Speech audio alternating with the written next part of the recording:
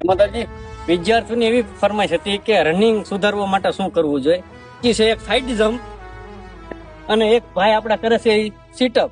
સીટઅપ થી તમારું પેટ મજબૂત થાય અને પેટમાં કોઈ દી આંટી ચડતી નથી. મેન તો આપણું પેટ હોય છે, જ્યાંથી તમને બધા દુખાવા ઉપડે છે કે મને પેટમાં દુખે છે, મને આંટી ચડી છે. એ બધા તમારા મનના વેમ છે. સીટઅપ ના રોજ 50 થી 100 સેટ મારો એટલે તમને ક્યારે પેટમાં દુખશે નહીં. પેટમાં જયારે પેટ મજબૂત હશે ત્યારે તમારે રનિંગ પરફેક્ટ જ થશે. બીજું, મન તમારું મક્કમ રાખો. કોઈ એકેડમી વાળો તમારા પગમાં ઇન્જેક્શન નથી આપતો કે કોઈ એવી ગોળી નથી આવતી કે તમે દોડી જાઓ, બરોબર? એટલે તમારું મન મક્કમ હશે ને તો જ તમે દોડશો. બાકી 5 લાખ રૂપિયા એકેડમીમાં વગાડશો ને તો નહીં દોડાય એટલે નહીં જ દોડાય.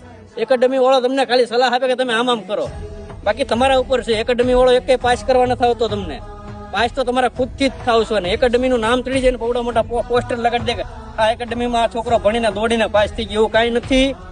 તમે ખુદ જ મહેનત કરી છે, તમે ખુદ જ દોડ્યા છે. તમે એને ધક્કો મારીને તમને નથી દોડાવ્યા. ખાલી પૈસા કમાવાની રીત છે. બાકી તમે તમારા ગામમાં, તમારી સિટીમાં કોઈ પણ ગ્રાઉન્ડે તમે એકલા પણ દોડીને રનિંગ પાસ કરી શકો. અમે કોઈ રનિંગ ક્યાંય શીખવા નથી જતા. ખુદ મેળે મજા આવે એ રીતે રનિંગ કરીએ છીએ.